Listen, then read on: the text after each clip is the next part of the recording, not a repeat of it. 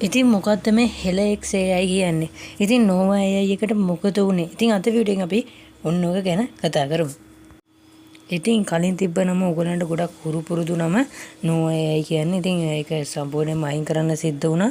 මොකද Nova AI කියලා වෙනම AI එකක් තියෙනවා. ඉතින් වෙබ්සයිට් එකක් තියෙනවා සහ Android app එකකුත් තියෙනවා. ඉතින් මම දුරදිග හිතන්න දාපු නමක් ඔය මගේ ප්‍රොජෙක්ට් එක පටන් ගද්දි.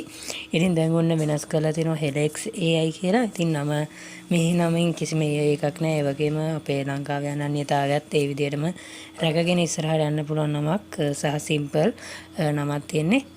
ප්‍රොනවුන්ස් කරන්නත් එච්චරම අපහසු නමක් නෙමෙයි. කෙටි නමක්. ඉතින් ඒක යොදාගෙන තියෙනවා. ඉතින් ඉස්සරහට මේ මොඩල් එකේ හැම එකක්ම ওই නමින් තමයි වැඩ කරන්නේ. එතකොට AI එක ඉස්සරහට යන්නේ ওই නමින් කිසි විදිහකට මේ නම නම් වෙනස් කරන්නේ නැහැ. ඒ වගේම අපේ ඉමේජ් ජෙනරේටර් මොඩල් එක කලින් තිබෙනවා මැජික් එක. ඒක මේ වෙනකොට හෙලඑක්ස් මැජික් කියලා වෙනස් කරලා දෙනවා. ඉතින් ඕගොල්ලන්ට ඒක ගැන ඒ කියන්නේ ඒකට ඔයාලට නමක් තියෙනවා නම් ගොඩක් හොඳ කමෙන්ට් කරන් යන්න. හොඳ නමක් තියෙනවා නම් බලලා දාමු. නැත්නම් මේ නම හොඳයි නම් කියන්න. ඒක ඉස්සරහට කන්ටිනියු කරන් යන්න.